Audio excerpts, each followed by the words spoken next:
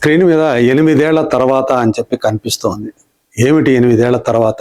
Solo హీరోగా రామ్ చరణ్ కి చివరి హిట్ వచ్చి 8 సంవత్సరాలు గడిచిపోయాయి. ఆ 8 ఏళ్ల క్రితం అంటే 2018లో వచ్చినటువంటి రంగస్థలం సినిమా సూపర్ డూపర్ హిట్ అయ్యి రామ్ చరణ్ కి నటుడిగా కూడా ఎంతో పేరు ప్రఖ్యాతులు తీసుకొచ్చింది. సుకుమార్ డైరెక్ట్ చేసినటువంటి సినిమా, సమంత కథానాయికగా, అలాగే జగపతి బాబు, ప్రకాష్ రాజ్ విలన్లుగా నటించినటువంటి సినిమా.